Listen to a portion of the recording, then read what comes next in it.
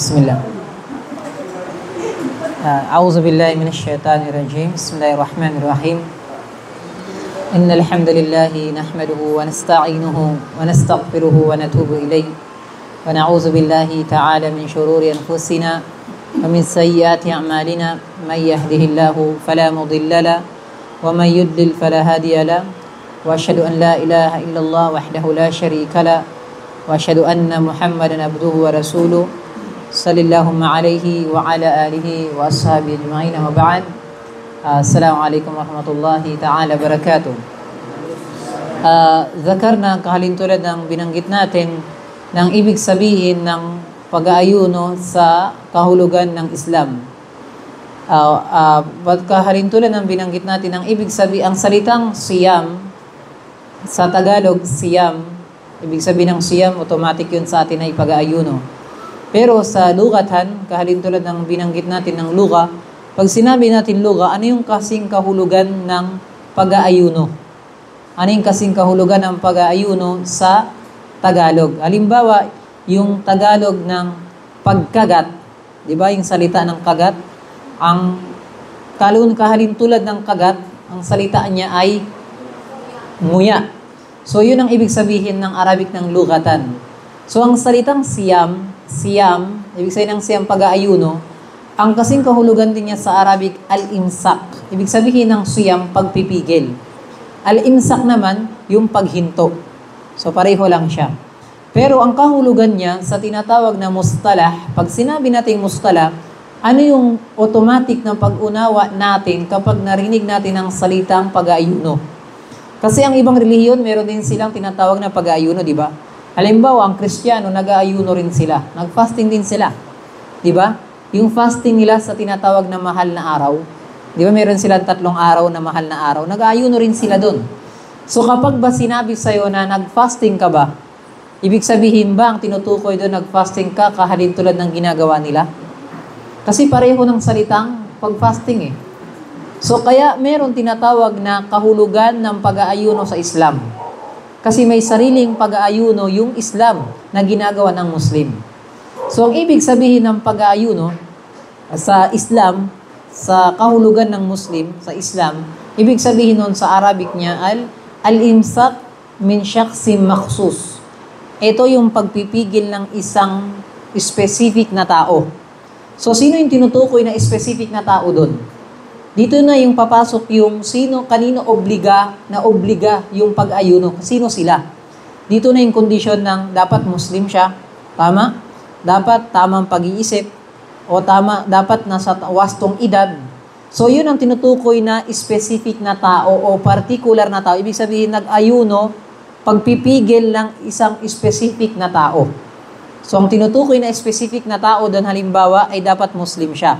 So kapag nag-ayuno ang Kristiyano, kahalintulad ng pag-aayuno natin, sa tingin ninyo ba, yung kanyang pag-aayuno tama o hindi? Tama ba? Halimbawa, nag-fasting yung Kristiyano, na nagsahur din siya, kahalintulad natin, tapos hindi rin siya kumain ng gantong oras hanggang sa paglubog ng araw. Sa tingin ninyo, tama yung pag-ayuno niya? Tatanggapin ba ni Allah? Bakit hindi? Kasi kabilang sa kondisyon ay dapat Muslim siya. So yun ang halimbawa ang tinutukoy na dapat ang pag-ayuno ang tinutukoy dito ay sa specific na tao. Ibig sabihin, unang kondisyon ay ang dapat Muslim yung isang tao. Nakuha ninyo?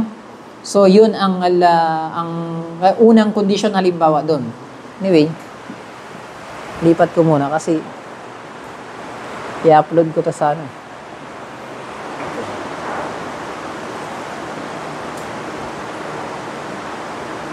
Para pag di inaano ko kasi ano yan, Facebook. So halimbawa pa ng specific na particular na tao, anong kondisyon yun? Halimbawa, tamang pag-iisip at tamang edad. Tama? Kaya ang tinutukoy dito, ang pagpipigil ng specific na tao. Pagpipigil ng specific na tao. Tapos sabi niya, pipigilan niya yung kanyang sarili sa specific na bagay. At ano naman yung specific na bagay na yon? Yung pagkain, yung inom, at pakipagtalik. Diba? Sa may asawa. Sa may asawa ha. Yun ang tinutukoy doon. So, yun ang tinutukoy. So, ibig sabihin, pagpipigil ng specific na tao, tas yung kondisyon. Tas sa specific na bagay, ano yung bagay na yun? Sa specific na oras. So, anong tinutukoy na specific na oras doon? Mula sa pagsikat ng araw hanggang sa paglubog. So, ibig sabihin, tayong Muslim, kapag narinig natin na na-fasting ka ba, nag-ayuno ka ba, automatic yun ang maiintindihan mo kung ano ang pag-ayuno sa Islam, hindi ang pag-ayuno ng ibang relihiyon. Tama? Kasi ang ibang relihiyon, nag-ayuno rin sila. Kalintulad nga halimbawa na sinabi natin ng Kristiyano, nag-ayuno rin sila. Pero kapag ba sinabi sa'yo ng Kristiyano, fasting ka din? Mahal na araw ngayon ah. So, ibig sabihin ba, fasting ka sa mahal na araw? Tama? So, hindi. Ang fasting sa amin kasi ganito. Sa specific na tao, specific na bagay, specific na oras, tas ta'abbudan lillahi ta'ala. Tas ito ay pagsamba kay Allahu Ta'ala. Bakit dinugtong doon na ito ay pagsamba kay Allahu Ta'ala? Bakit kailangan idugtong yon? Kasi pwede ang isang tao mag-ayuno, specific na tao na Muslim siya, nandiyan kanyang kondisyon, tas specific na bagay pinigilan niya, tas specific na oras, pero ginawa lang pala niya yung diet siya. So ngayon, ang pag-fasting ba niya ay tanggap? Hindi, kasi ang kanyang niyat, ay bilang pag-diet. So kasi kabilang sa condition, dito ang kanyang niyat. Kaya nga dito, may tanong dito, ang niyat ba sa Ramadan ay araw-araw, gabi-gabi nagniniyat ka, mag-fasting ka bukas? O okay na yung magniyat ka sa unang araw, tapos isang buwan na yun? O tapos, papaano yung pagniyat ng tao sa buwan ng Ramadan kapag nag-ayuno? So ito yung mga halimbawa ng mga tanong sa halimbawa sa buwan ng Ramadan. Ngayon, ikatlo, anong tawag dito? Ano yung, sinabi natin dito, ano yung batas ng Islam patungkol sa pag-aayuno? Ang patungkol sa pag-aayuno. Ang batas ng Islam patungkol sa pag-aayuno, ang buwan ng Ramadan, ito ay kabilang sa rukun ng Islam. Tama? Di ba ilan yung arkan ng Islam? Ilan, Jami, yung arkanul Islam? Ilan yung arkanul Islam? Di ba 5? Unang-una yung shahada, tapos yung sala, tapos anong sunod sa sala? Fasting, tapos yung zakat, tapos yung hajj. So, pang-ikatlong rukun siya ng Islam, yung pag-aayuno. So, ibig sabihin, lahat ng mga ulama, lahat ng mga may alam sa Islam, na nagkaroon sila ng agreement, ng ijma, na ang pag-aayuno ay kabilang sa ikatlong rukun ng Islam. Sa isang hadith din ni Propeta Muhammad sallallahu alaihi wasallam, anong sabi niya? Al-Islam, yung Islam daw ay 5. An tashhada la ilaha illallah, yung shahada ng la ilaha illallah. Tapos, an tuqimus sala, ikaw ay magsala. Tapos, wan tasumu Ramadan, mag-ayuno ka sa buwan ng Ramadan. So, ikatlo siya sa rukun ng Islam. Ikatlo ang pag-ayuno sa rukun ng Islam. So, ibig sabihin, ang pag-aayuno ay ikatlong rukun ng relihiyon ng Islam sa ating mga Muslim. Ang tanong dito, sunod dito ang ika-4, ay kanino obligado ang pag-aayuno sa buwan ng Ramadan? Kanino siya obligado? Ito ay obligado sa lahat ng mga Muslim. Tama? At ang kanyang batas, ito ay tinatawag na wajib. Ibig sabihin ng wajib ay obligado. Ibig sabihin, ang pag-aayuno ay wajib. Pag sinabi natin wajib, ito yung kapag ginawa mo yung isang bagay, meron kang kabutihan. Kapag iniwan mo to, meron kang kasalanan o kaparusahan sa kabilang buhay. Ganun, kahalintulad ng sala. Di ba, nagsala tayo ng fajar, ng duhur, ng asar, ng maghrib, ng isya, ito ay wajib. Kapag iniwan mo yung sala, kapag ginawa mo yung sambayang, meron kang kabutihan, matatanggap mula kay Allah. Kapag iniwan mo, meron kang parusa kay Allah. Ganito rin yung pag-aayuno, kahalintulad ng sala, yung kanyang pagiging obligado. Kapag ginawa mo, meron kang kabutihan. Kapag iniwan mo, meron kang kasalanan o kaparusahan sa kabilang buhay. Naintindihan ninyo? So yun ang pagiging obligado ng pag-aayuno sa buwan ng Ramadan. Kailan inobliga ang pag-aayuno sa buwan ng Ramadan kay Propeta Muhammad? Kailan inobliga ng Islam ni Allah Ta'ala ang pag-aayuno sa buwan ng Ramadan kay Propeta Muhammad? Ito ay tawag dito. Ito ay 2 years pagkatapos niya ng hijrah. Di ba si Propeta Muhammad galing sa Makkah? Tapos, pumunta siya ng Madina. Tama? Tapos pagdating sa Madina, ay 2 taon, at pagkatapos ng paglipat niya, sa 2 taon na inobliga ni Allah Ta'ala ang kanyang pag-ayuno sa buwan ng Ramadan. So, nakapag-ayuno si Propeta Muhammad ng 9 na beses sa Madina. Tapos yun ay 63 years old, namatay na siya. Nakuha ninyo? Ngayon, ang tanong dito, pareho ba ang pag-ayuno ng unang pag-utos ni Allah na mag-ayuno, pareho ba? Ay, sabi natin ay dalawang pamamaraan ng pag-ayuno yun. Unang pag-fasting ay 2 pagpipilian. Kapag dumating na ang buwan ng Ramadan, nung una, ang gagawin nila ay mamimili sila sa gagawin nila. Kung hindi, magpapakain sila ng mahirap, tapos yun na yung fasting nila. Kapag kaya ka magpakain, ay yun na magiging fasting mo. Ikalawa, syempre, hindi naman lahat mayaman katulad ni Choi.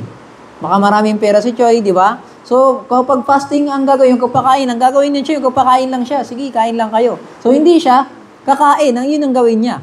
So, ngayon, ang mga mahihirap, ang ginagawa nila, ang fasting nila, hindi sila kumakain kahalintulad natin. Tama?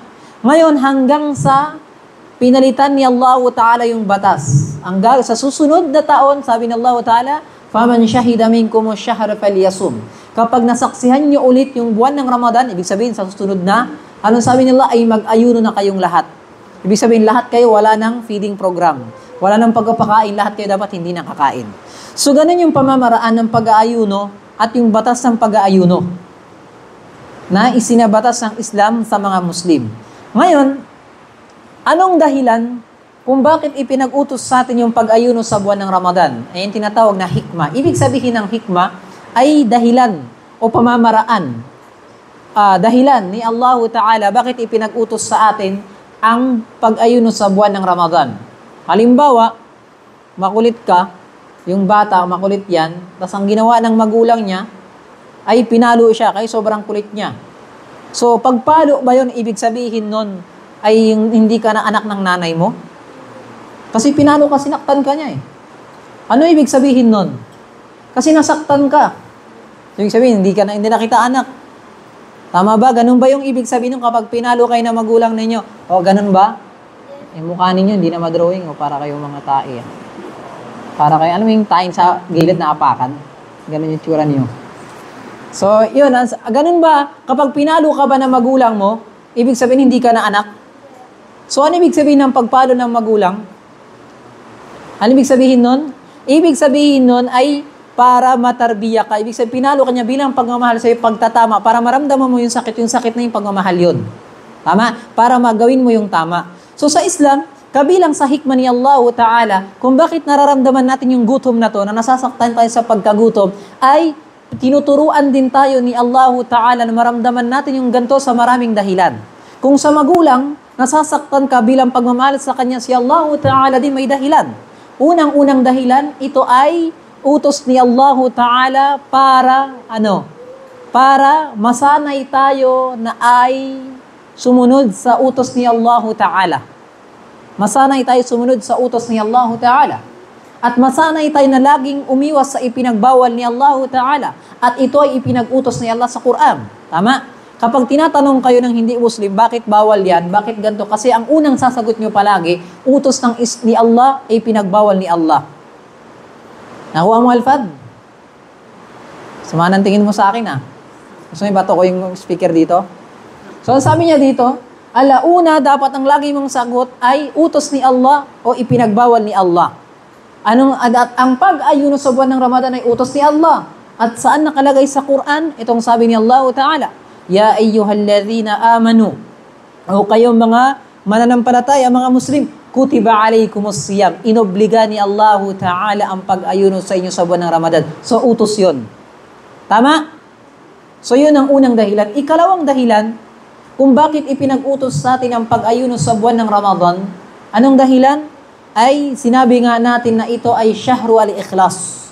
Ay, parang pinapractice ka ni Allah yung puso mo maging dalisay, maging malinis na gagawa ka ng kabutihan para sa Kanya, ay dapat gusto niya ginagawa para sa Kanya lang, walang halong iba.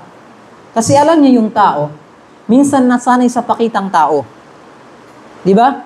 Kapag gagawa ng isang mabuti, gusto niya lagi siyang pinupuri. Mashallah si Jabal, galing siya sa masjid, nakinig siya kay Ustad, mabuting tao yan. So yung tao nasanay sa ganun, na kapag hindi siya napupuri ng tao, hindi siya gumagawa ng mabuti.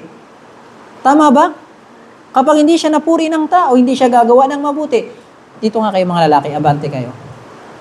Para at least dyan sila, kung may darating sa kanila, dyan sila sa likod. Hindi kayo makagalaw, mabigat ba?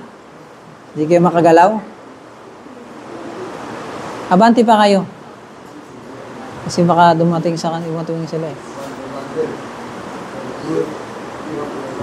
Maliliit yan mga yan, pero mas may laman yung utak niyan. Mga estudyante yan dito sa madrasa. Alam yan nila. Ang tawag dito, saan na ako? Saan na ako, Mijal? Nawala tuloy ako. Bakit si Jabal? Si Jabal lang naalala ninyo, walang hiya kayo. Ano yun? Yun. Yung isang tao kasi nasasanay siya na kapag gusto niya kapag gumagawa siya ng mabuti, lagi siyang pinupuri ng tao. Tama ba? Ganun yun eh. Kapag gagawa siya ng mabuti, gusto niya, mashallah, ganito, palakpakan ninyo. Ganun siya. Gusto niya, nasanay siya ng ganun. So yung buwan ng Ramadan, parang pinapractice ka, tinetraining ka ni Allahu Ta'ala na kung saan lagi kang maging ikhlas. Nagagawa ka ng mabuti, gusto niya lagi para sa Kanya. Kasi bakit? Anong meron doon? Anong pamamaraan na yung pagkatao mo naging ikhlas ka kay Allahu Ta'ala? Ano yun? Kasi kapag nag-ayuno ka, wala naman nakakaalam kung nag-fasting ka o hindi. Tama ba? Pwede pumunta si Mijal sa CR, kumain. Di ba? Nang hindi walang nakakaalam. Kakain siya. Pero anong dahilan na hindi niya ginagawa yun? Kasi yung puso niya napapractice na, ginagawa niyang isang bagay na si Allah lang yung nakakalam, so hindi niya ginagawa. Tama ba? So dahil sa ikhlas na yun, yung kanyang puso napapractice na maging ikhlas kay Allah Ta'ala, mas dumaragdag yung kanyang pagkatakot kay Allah at pagsunod kay Allah Ta'ala sa paggawa ng mabuti na hindi niya kailangan pinupuri siya ng tao. At yun yung relihiyon ng Islam. Kaya nga sabi ni Allah Ta'ala, وَمَا أُمِرُوا إِلَّا لِيَعْبُدُوا اللَّهَ مُخْلِصِينَ لَهُ الدِّينَ. At hindi naman tayo na pag-utusan sa relihiyon ng Islam na gumawa ng pagsamba sa pagitan ng paramihan ng gumawa ng mabuti, maliban na lamang ang unang-una ay dapat maging ikhlas ka kay Allah kapag gumawa ka ng kabutihan. Nang ibig sabihin ng ikhlas, gagawa ka ng mabuti, hindi lagi dapat pinupuri ka ng tao. Ibig sabihin ng ikhlas ay gagawa ka ng mabuti, hindi ka magpapa-apekto sa sinasabi ng tao. Kasi ginagawa mo yung isang bagay na yan para kay Allah Ta'ala. Tama ba? So, dahil sa buwan ng Ramadan, isipin mo sa isang buwan na yon, napapractice ka gumawa ng kabutihan ng walang nakakaalam maliban na lamang ikaw pati si Allah Ta'ala. Pwede namang kumain si Jabal doon sa McDo. Kasama niya si Jollibee, nakangiti. Diba? Pero bakit hindi niya ginagawa? Kasi alam niya sa sarili niya, nag-fasting ako para kay Allah. Kaya nga binanggit sa isang hadith al-Qudsi. Anong sabi ng Propeta Muhammad at sinabi ni Allah Ta'ala? Kullu amali bani Adam lah. Lahat daw na ginagawa ninyong mabuti sa inyo yan. Ibig sabihin nun, kapag gumawa ng mabuti si Shimar, itong kabutihan na ginagawa ni Shimar, sa kabilang buhay, kapag namatay na si Shimar, sa kabilang buhay, lahat ng kabutihan nakalistayan ng mga anghel. Ito, nag-fast, nagsalaka, ito, nagsadaka, ito, nagmadrasa, nalistayan. Di ba? Lahat ng kabutihan nalilistayan ng mga anghel. Ibibigay sa'yo ni Allah lahat ng kabutihan mo, tutumbasan niya yan. Maliban na lamang ang hindi kayang tumbasan ng anghel na yan, isulat, ano yun? Sabi niya, illa siyam. Sabi ni Allah, maliban na lamang yung pag-aayuno. Hindi malista ng anghel. Kaya sabi ni Allah, O sabi niya, illa siyam fa innahu li, dahil ang pag-aayuno na yan ay sa akin yan. Sabi ni Allah, wa ana ajzi bihi. At ako mismo magbibigay ng gantimpala sa kabilang buhay ng pag-aayuno. Anong dahilan? Anong dahilan? Kasi kapag matapat ka, di ba kapag sa school o sa trabaho, loyal ka, matapat ka, lahat ng mga tao, kapag naging matapat ka sa kanila, pwede kang ilibre tumbasan yung katapatan mo. Pero kapag dating sa presidente, hindi niya kayang tumbasan yan. At sabi niya, ako man lilibre sa'yo kasi matapat ka sa trabaho mo. Parang ganun. Tama? Hindi yan kayang tumbasan ng mga katrabahador ng classmate mo. Kasi classmate mo lang yan eh. Tama? Pero kapag nag-ayuno ka, sabi niya, parang ganun din yun. Hindi yan maisulat ng anghel. Ako mismo, sabi ni Allah Ta'ala, magbibigay ng kabutihan, kantimpala yan sa'yo. Kasi hindi yan kayang ilista. Dahil bakit? Anong dahilan? Dahil nga sa bigat ng pagiging ikhlas ng taong nag-aayuno kay Allah Ta'ala. Dahil ginagawa para kay Allah, nararapat lamang si Allah Ta'ala magbigay ng gantimpala sa taong nag-fasting sa buwan ng Ramadan. Tama? Cut. Ha? Sa mauyag naman sa bahay, hinihintay ka. Ayaw nga pala.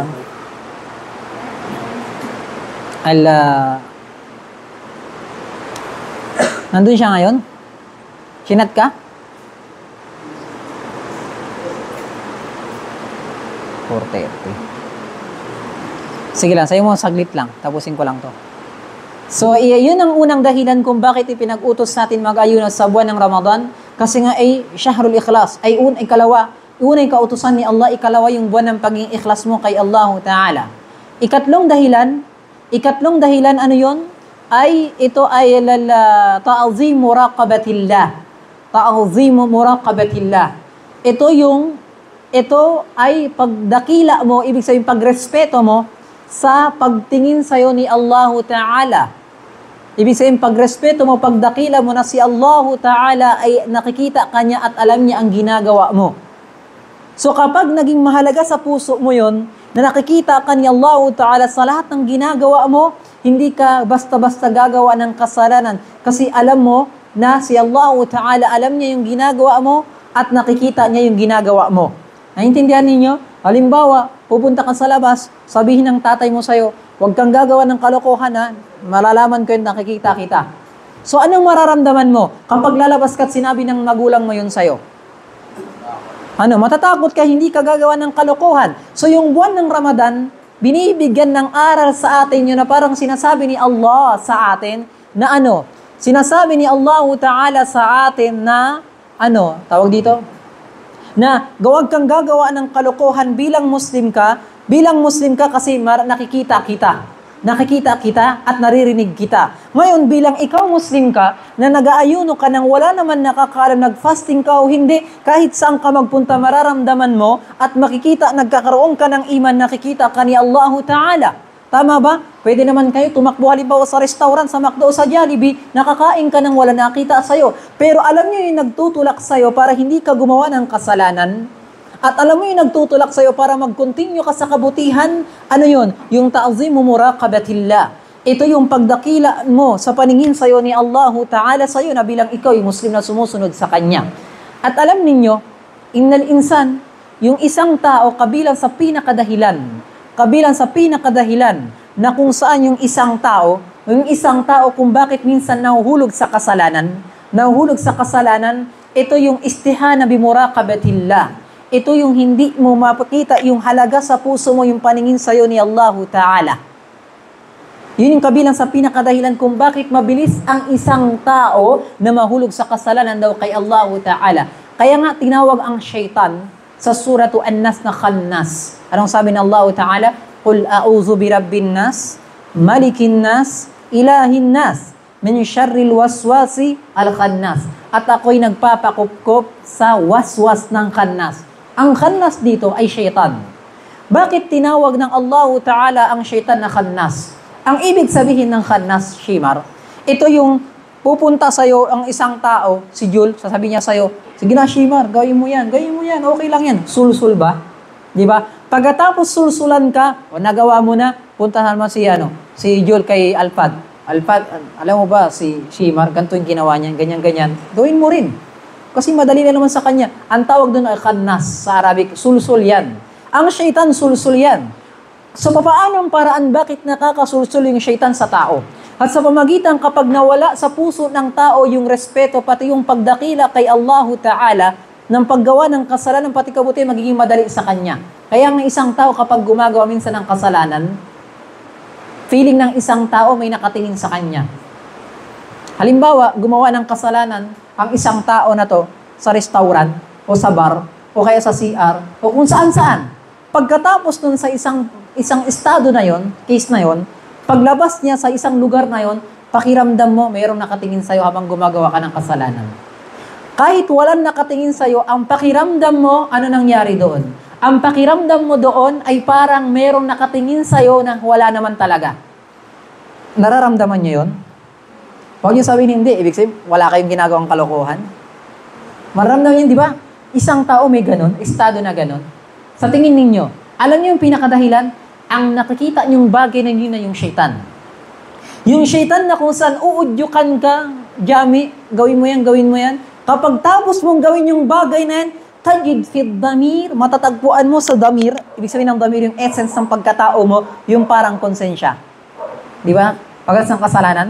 Kasi bakit? Ang isang tao kasi makatapos gumawa ng kasalanan, una, kapag bago ka gagawa, uudyukan ka ng syaitan, ng khannas. Pagkatapos mo gawin yung kasalanan, iiwanan ka niya, makikita mo yung sarili mo na sa loob ng konsensya. Kasi iniwan ka na ng syaitan. Pagkatapos ang gagawin ng syaitan, nilipat sa ibang tao. Sabi niya sa'yo, Jabal, alam mo ba, si Jami, nakita ko yan, ganun. So si Jami, pagkatapos gumawa ng kalakuhan, makita niya si Jabal, pakiramdam niya para nakita sa ni Jabal. Kahit wala naman nakita sa kanya.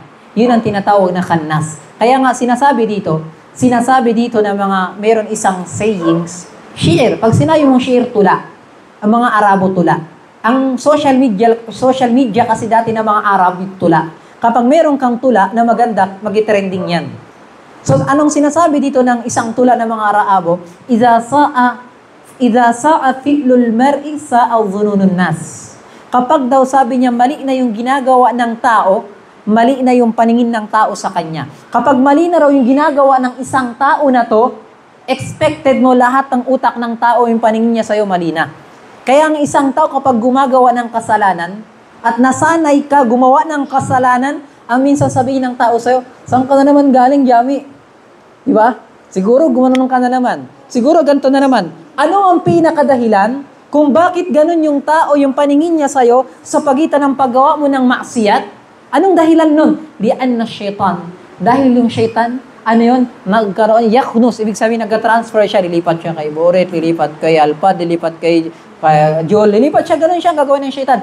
Ngayon, para malabanan mo yung isang bagay na yun, kailangan mo ng pundasyon ng ikhlas kay Allah subhanahu wa ta'ala wa ta'zimu muraqabatillah. At dapat mo makita yung halaga ng laki ng iman sa puso mo kay Allah ta'ala. At pag nakita mo yung halaga ng iman sa puso mo, makikita mo yung halaga ng bawat gawain mo ng pagsamba kay Allah Ta'ala. Kaya nga yung isang tao, mapapansin ninyo, kapag gumagawa ng pagsamba, pansin niyo, halimbawa yung isang tao nagsala, hindi pa makokontento yung gagawa pa ng sunnah. Hindi pa makokontento ng sunnah, magbasa pa ng Quran, tapos magzikir pa. Bakit ganun kahalaga sa kanila yung isang ibada, tapos minsan sa atin hindi mahalaga, tapos pareho lang naman tayo nag-iibada? Alam niyo yung dahilan?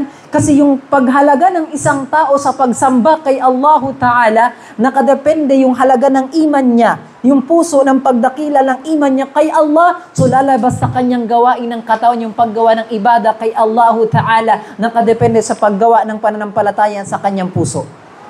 Naintindihan ninyo? Tama ba ako? Naniniwala ba kayo sa akin?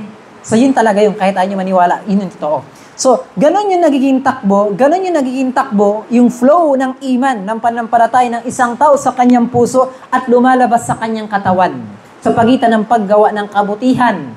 Kaya nga sinasabi ng mga salafus salih, ibig sabihin ng mga naunang mabubuting mga tao, arifuna billah.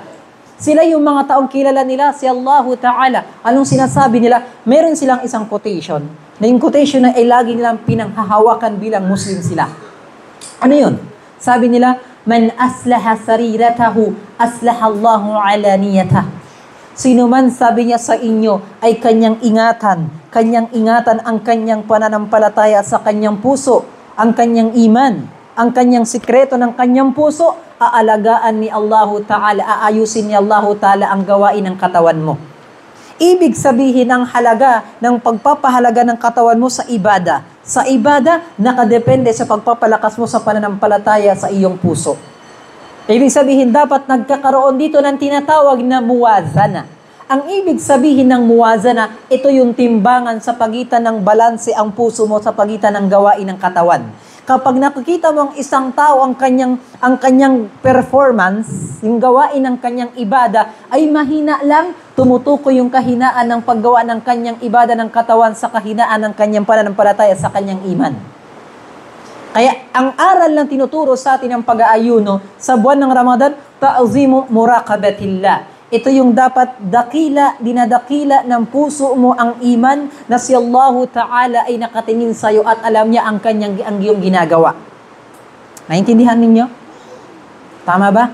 So yun ang ikatlong dahilan kung bakit nandito yung masyru'iyat, yung kung bakit ipinag-utos sa atin yung pag-ayon sa buwan ng Ramadan at kabilang yan sa hikma ni Allahu Subhanahu wa Ta'ala. Number 4, na dahilan kung bakit tayo nag-aayuno sa buwan ng Ramadan ay ito yung mudayaqatu syayatin. Ito yung ginigipit mo yung takbo ng syaitan sa iyong pagkatao. Ginigipit mo ang takbo ng syaitan sa iyong pagkatao. Para maintindihan ninyo yung konsepto na yon, alam nyo yung isang tao, hindi naman talaga siya gumagawa ng kasalanan na pinipilit ka. Mayroon ba sa inyo ganon? Kapag hindi ka gumawa ng kasalanan, babariling kita? Nakikita nyo ba yung syaitan sa harap ninyo? Hindi ba hindi? Pero anong pamamaraan ng isang tao na hulog siya sa kasalanan kay Allahu Ta'ala? Samantalang sinabi ni Allahu Ta'ala, Inna syaitan lakum adu. Yung syaitan kalaban ninyo. Siya yung nag-uudyok sa inyo na gumawa ng kasalanan at huwag gawa ng kabutihan. Pero bakit ganun? Hindi mo makita yung kalaban mo mismo sa'yo, nag-uudyok ng kasalanan sa'yo. Di ba? Problema. Alam niyo kapag sa gera, yung problema yung kalaban niya naka-sniper. Kasi hindi mo nakikita. Kapag kalaban mo nakaharap, okay pa yan eh. Pero yung sniper, kahit bariling ka na, hindi mo makita. Tama ba? Malaking problema yon. Kapag kalaban mo, hindi mo nakikita. Ano pa kaya yung syaitan? Na hindi mo nakikita, tapos hindi mo pa kilala. Tapos yung sarili mo, mahina pa. So mas matinding laban na meron sa isang tao na yung syaitan ay kalaban niya tapos hindi niya pa makikilalang kalaban niya. Ngayon, kabilang sa pamamaraan na kung saan para mapahina mo yung kalaban mo na syaitan, para hindi makalaban sa'yo, sa bilang sa pagkatao mo na umuudyok sa'yo ng kasalanan, kasi ang syaitan, sabi ng Allahu Ta'ala sa Quran, ay syaitan ya'idukumul faqr, wa ya'muru bil fahsya'i wal munkar. Ang syaitan daw tinatakot kayo sa kahirapan. Ibig sabihin nun, kapag hindi ka magbenta ng shabu, magiging mahirap ka. So, dito tayo, easy money tayo. Benta ka na ng chongke, di ba? Ngayon, kapag nagbenta ka niyan, isang araw, 3,000, borit. Pwede ka mag-deliver. So, ya'idukumul faqar. Tinatakot ka niya, borit. Kapag hindi ka gumawa raw ng kasalanan, tatakutin ka niya na magiging mahirap ka kapag hindi mo pinasok yung haram na to. Tignan mo yung halimbawa, yung isang tao nagriba. Yung nag-5-6. Utang na 500, babayar ng 550. Tama? Ngayon, anong dahilan bakit siya pumasok sa bagay na ganun? Ay syaitan ya'idukumul faqar. Yung syaitan tinakot ka sa kahirapan. Kapag hindi ka mangungutang sa Bombay, tingnan mo yung Bombay dito sa 704, 705, kilala yun. Nakikita mo yung dito kung saan-saan. May moras niya lahat ng eskinita dito. Minsan may motor pa yan. Siguro pag nakita ko, kilala nyo nga eh. Anong ginawa ng syaitan? Kapag hindi ka nangutang sa Bombay, sabi niya, magiging mahirap ka. Wala kang hanap buhay. So dahil sa bagay na paniniwala na yun, ay ginawa mo siyang paniniwala. Nag-umpisa lang sa ilusyon hanggang sa pinaniwalaan mo at sa isinabuhay mo na. Ya'idukumul faqar. Pagkatapos ng ya'murukum bil fahsya'i wal munkar. Tapos uutusan na kayo gumawa ng kalaswaan pati ng ipinagbabawal. Ganun yung syaitan. Pero hindi minsan maintindihan ng tao yung takbo ng syaitan sa kanyang katawan. At hindi minsan maintindihan ng tao na ganito yung kalakalan ng syaitan sa katawan ng tao. Kaya nga sabi ni Propeta Muhammad sallallahu alaihi wasallam sa isang hadith. Ano sabi niya? Nung nakita ng isang sahaba, si Propeta Muhammad kasama ng kanyang asawa sa gabi. Siyempre, sa disyerto dati wala naman ilaw, di ba? Di ba? Sa probinsya ba may ilaw? Ano pa ka sa disyerto? Walang ilaw. So nakita ng sahaba si Propeta Muhammad kasama yung kanyang asawa sa gabi pero hindi niya nakilala. Tapos nagmadali yung sahaba, nahiya siguro, tumakbo siya, umiwas. Umiwas siya. Sabi ni Propeta Muhammad, ala rislikuma. Sabi niya, teka lang, sabi niya sa mga sahaba, innaha Safiya. Ito ang babaeng kasama ko, si Safiya, asawa ko. Sabi ng mga sahaba, ya Rasulullah. Sabi niya, parang nagulat sila, ya Rasulullah, bakit mo pinakilala? Kumbaga, siyempre sa isang tao, kumbaga, alam naman namin na propeta ka. At alam naman na babae na understood na asawa mo. Tama ba? Pero, bakit sinabi ng Rasulullah yon? Sabi niya, sa mga sahaba na yun, sabi niya, inna syaitan yajri min bani Adam majrad dam. Yung syaitan daw, tumatakbo sa katawan ng tao sa pagtakbo ng dugo. Saan ba tumatakbo yung dugo nyo? Saan? Sa ugat. Diba? Kung saan meron kang ugat, nandun yung, tinatalian na ba yan? Kung saan yung meron kang ugat, nandun yung dugo. Tama? So yung dugo na yan, nandyan, tumatakbo yung syaitan. Hanggang sa utak mo, hanggang sa puso mo, napapasok ng syaitan yan. So kaya sinabi ni Propeta Muhammad yun sa mga sahaba, anong sabi niya? Kasi para hindi ka mag-isip ng masama sa akin. Kaya ibig sabihin, kabila sa pamamaraan ng mga Muslim, kapag nakita ka ng isang bagay, kaduda-duda sa isang Muslim, sabihin mo agad. Ay may dala si Jabal ng isang bagay. Itak. Jabal, saan ka pupunta? Hindi, meron lang kakatain na tao. Hindi, tupa. Sabihin mo agad kasi bakit? Baka mamaya galit pala siya, may dala siyang itak. So nagiging dahilan ka para pigilan mo siya gumawa ng kasalanan. Tama? Kapag kaduda-duda. Ngayon, ang pinakapunto dito, yung syaitan tumatakbo sa ugat ng tao, sa kanyang dugo. So dahil dito, sumasabay yung kanyang pagwaswas sa tao na gumawa ng kasalanan. Ngayon, kapag fasting yung isang tao, babagal yung takbo ng dugo na yan at babagal yung takbo ng syaitan. Tama? Kaya nga, kapag nagkakasakit ka, punta ka ng Manila Hospital, anong sabihin sa'yo ng doktor, huwag po muna kayo kumain ha. Ang kulit mo huwag kang kumain kasi didextrosan ka Kasi kapag ididextros ka, at wala kang kain, doon lumalabas yung ugat mo. Kasi nangihina yung katawan mo, bumabagal yung takbo ng dugo Tama? Kaya kapag wala kang kain, doon mas gusto ng doktor yun. Para mabilis kang lagyan ng dextrose o yung takbo ng dugo mo doon ang isasabay yung dextrose. Kasi naglilinis ng katawan yun kapag hindi ka wala kang kain. At ganun din, bumabagal yung takbo ng syaitan, yung takbo ng dugo mo, at ganun din yung syaitan, ano mangyayari sa'yo? Manghihina ka, hindi mo kaya mag-isip ng kasalanan. Tingnan mo ngayon, palubog na yung araw. Hindi mo, magsubok mo mag-isip ng kasalanan sa utak mo, hindi mo na kaya. Mamayang iftar ka sa akin, isipin kita. Di ba? Ganon yung nangyari sa tao pagkatapos ng iftar. Sabi niya, pero ngayon, anong estado ng pagkatao ng pag-iisip ninyo ngayon? Sabi niyo, Alfad, Puntay Robinson, gala tayo. Mag-isa ka na lang. Di ko kaya ngayon mag-isip. Anong isipin ngayon? Di ba? Ganon yung takbo. Kaya nga dahil dito, kapag ang tao nasa fasting siya, ang bumabagal yung takbo ng syaitan sa kanya. Nakuha ninyo? Fadayiku, sabi nga sa isang hadith, fadayiku bisiyam, ay ipitin ninyo yung syaitan sa pagitan ng pag-aayuno. Kaya kapag nag-fasting, kabilang din sa isang hadith, di ba? Mayroong isang hadith ng Rasulullah SAW na, ya ma'syar ash-shabab, o kayo mga binata, mga dalaga, mag-asawa kayo, kapag mayroong kayong kakayanan, kapag hindi nyo kaya, anong sabi doon? Kasi ang binata at dalaga malakas yung kanilang pagkatao, yung kanilang pagnanasa, yung binata pati dalaga. Anong sabi ng Rasulullah kapag hindi na kaya ni Shimar? Ya Shimar, pag di mo na kaya, paalay ka bisya, mag-ayuno ka. Kasi sa pag-aayuno yun, linisin niya yung pag-iisip mo, yung puso mo, pati yung pagkatao mo. So, ganun kagandahan yung hikmah ni Allah Ta'ala. Bakit tayo nag-fasting sa buwan Ramadan? Ay ta'zim muraqabatillah. Tapos, mudayaqatu syaitan. Iipitin niya yung takbo ng syaitan sa ating katawan. Para walang chance. Walang chance. Ang tanong dito, kaya nga meron sa isang hadith, di ba? Idha ja'a Ramadan, kapag dumating ang Ramadan, futtihat abwabul janan, bubuksan ni Allah Ta'ala ang paraiso ni Allah. Wa uglikat abwabun niran. Tapos isasarado ni Allah Ta'ala yung gate ng Jahannam. Tapos wasuffidat syayatin. At lahat ng mga syaitan tatalian sa buong mundo. Wala. Pero ang tanong dito, Ustad, bakit may mga tao na gumagawa ng kalokohan yung syaitan nakatali? Nang dahilan nun, siya na yung syaitan. Siya na yung syaitan. Kasi ang isang tao, kapag tawag dito, hindi nasanay na sa paggawa ng katarantaduhan kalokohan, ang syaitan iwanan ka, no? Okay na to, tarantado na, iwanan na natin to. Ganun yun eh. Kumbaga, ito, sira na to eh. Kumbaga sa isang bahay, demolish na. Di ba? O kapag na-demolish na yan, may i-demolish ka pa ba? Sira na. O kumbaga sabi ng syaitan, ito, sira ulo na. Iwanan natin yan. Ang Ramadan, sira ulo na yan. Nakuha ninyo? So, ganun ang nangyayari kung bakit may mga tumatakbo pa rin ng kasamaan sa mga tao kahit Ramadan pa rin. Nakuha ninyo? So, yun ang dahilan. Number 5, Number 5 na dahilan kung bakit tayo nag-ainon sa buwan ng Ramadan, innaha syahrut tawbah. Ito ay buwan ng pagbabalik loob kay Allah subhanahu wa ta'ala. Ibig sabihin, nagtatawba ka kay Allah ta'ala.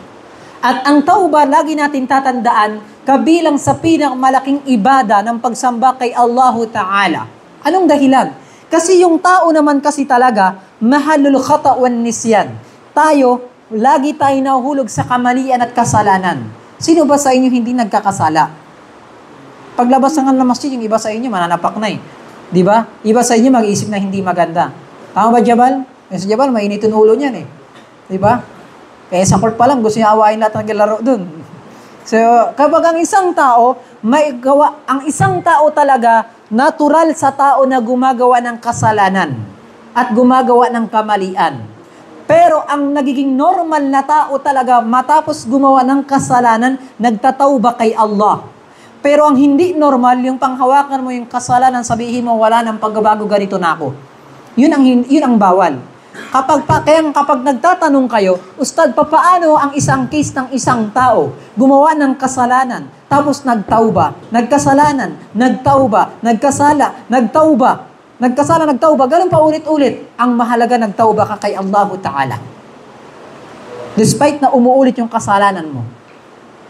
Naiintindihan ninyo? Kaya tigilan mo na yan, Jul. Kung ano man laging inuulit na pinagtataubahan mo. Di ba? Kung nasanay ka man, tigilan mo na yan.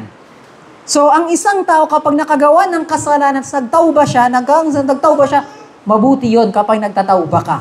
Pero ang nakakatakot lang kasi doon, baka mamatay ang isang tao sa loob ng kasalanan. Naintindihan ninyo? Karinto lang isang tao nagkasakit na ospital, na okay na okay na. Kapag katapos mo sa ospital, naging okay ka na. Di ba wala na yung sakit? Tama? Ganon din ang isang tao nagtauba. Kapag nagtauba ka, ay parang din tinanggal ni Allah taling kasalanan na gawa mo na kahit na ulit mo pa. Hindi mo lang pwede panghawakan yung kasalanan na sabihin mo ay ito na talaga yung pagkatao ko, hindi na ako magbabago. Yun ang bawal. Pero yung nagagawa mo siya pa ulit-ulit na sa nagtauba ka, ay hindi ko naman sinasabi na okay yung kasalanan. Ang pinupunto ko doon ay okay yung pagtauba mo matapos ang kasalanan. Kaya nga, ang buwan ng Ramadan, hindi ito ay buwan ng tauba. Pagbabalik loob kay Allah Ta'ala. Bakit, Ustad? Kasi sa buwan ng Ramadan, hindi lang yung mukha ni Chuy yung makikita mo sa masjid. Diba? Yung makita mo rin yung mukha ni Shimar matapos ang isang taon. Saan ka galing? Nakulong ka ba? Diba? Alhamdulillah, nakalaya ka na, nandito ka. So, hindi mahihiya ang isang tao kapag pumunta ng masjid. Kasi bakit? Kasi maraming mga taong bibigyan sila ng taufik ng Allah Ta'ala na pumunta ng masjid maggawa ng ibada kay Allah Ta'ala. Kaya ipinagbabawal sa isang Muslim, uy, ngayon ka lang dumating dati di ka naman nag-fasting, di ka naman punta ng masjid, bawal yun. Ipinagbabawal sa Islam yun. Kasi bakit ginabayan siya ni Allah Ta'ala? Ay dapat sa isang tao ay magabayan din ni Allah Ta'ala. Ay hindi wala kang karapatan na husga ng isang tao. Kung nagbago siya ngayon, tapos namatay sa buwan Ramadan, sa langit siya. Ay, ikaw, nagbago ka, tapos pagdating ng Ramadan, nagbago ka, naging makasalanan ka, saan ka? Doon ka sa kangkungan.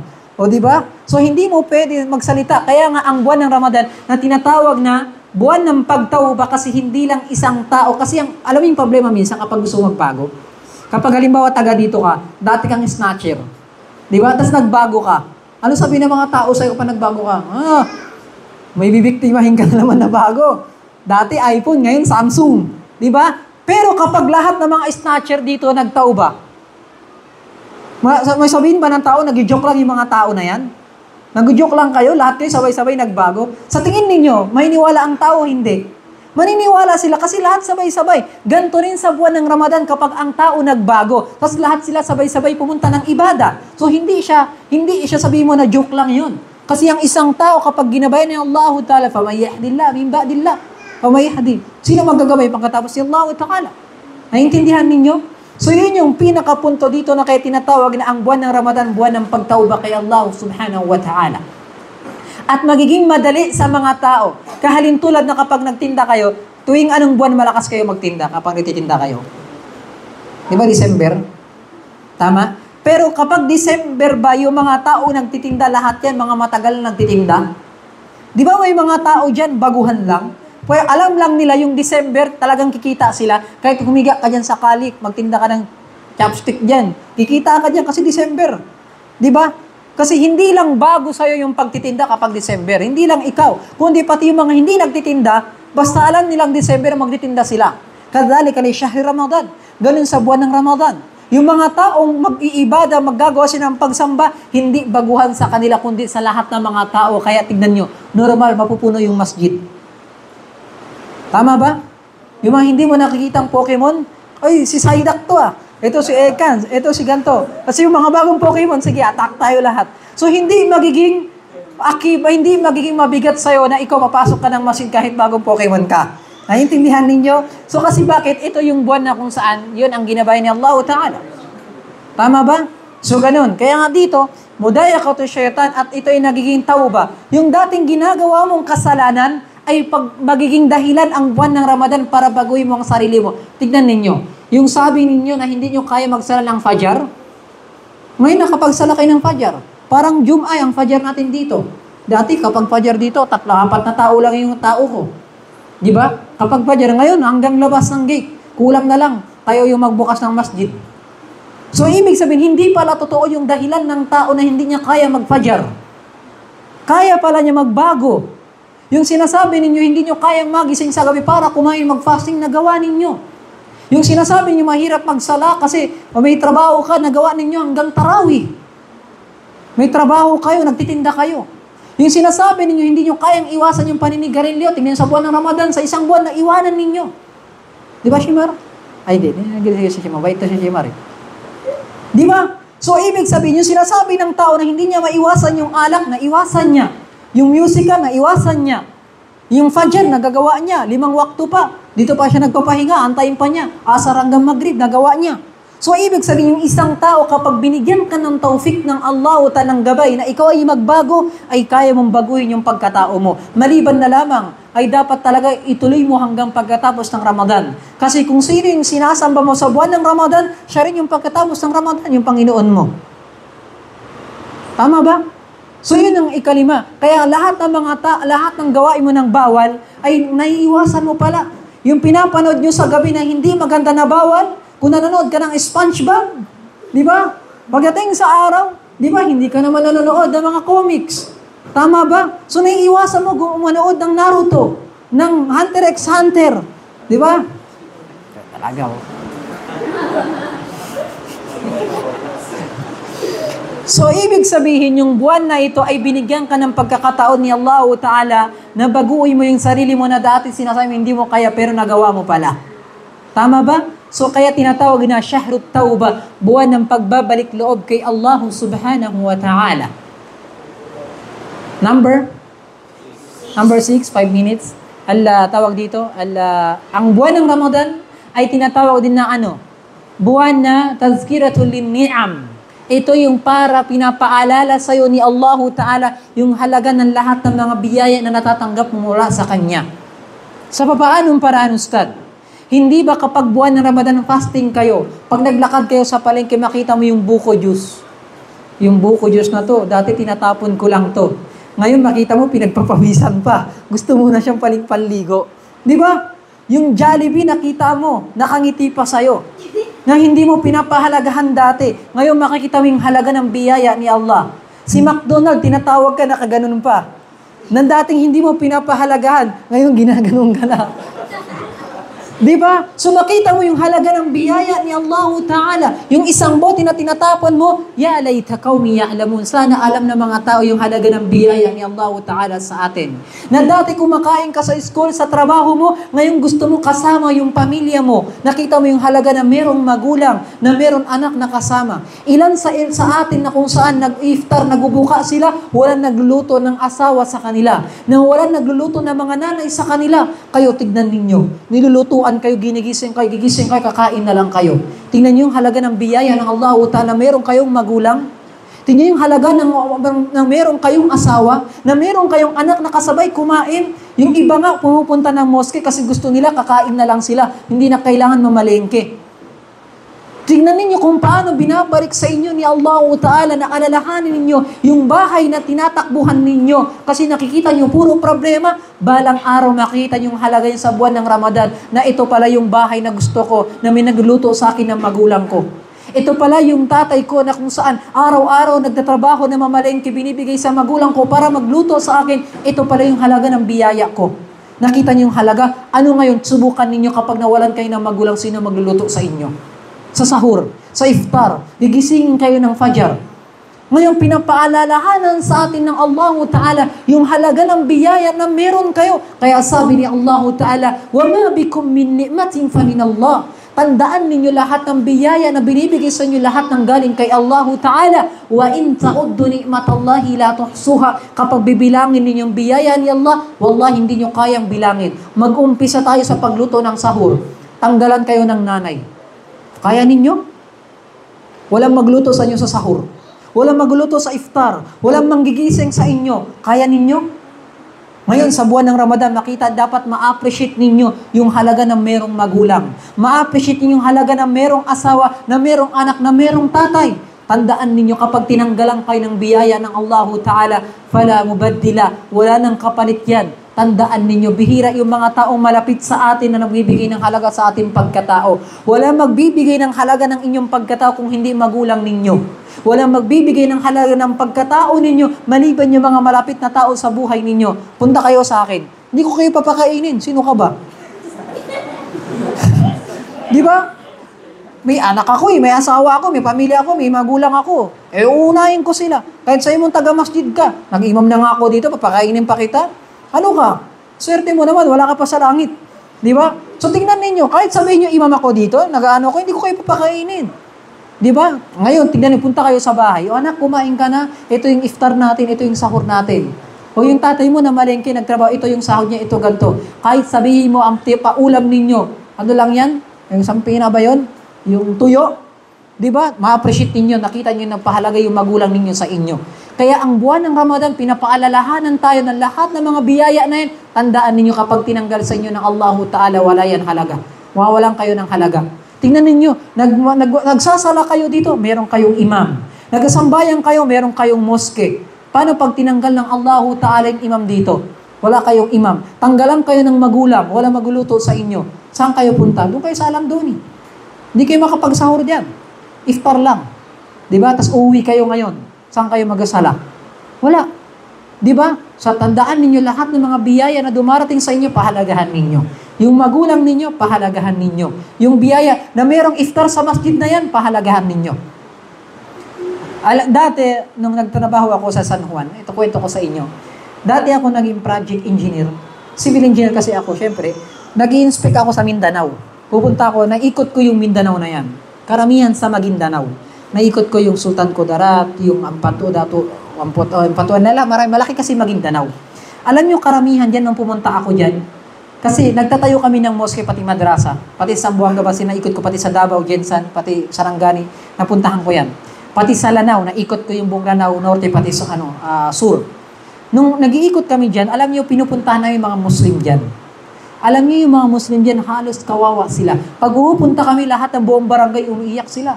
Naghahanda sila ng pagkain sa amin, ito po, engineer, ito yung pagkain, ito yung gusto namin, gano'n. Alam niyo yung hinihiling nila, magkaroon sila ng masjid. Pati madrasa. Wala sila. Ang dami nilang Muslim, wala sa kanilang masjid, pati madrasa. Alam niyo saan sila nag-madrasa? Yung kahoy na na binilagyan ng bubong.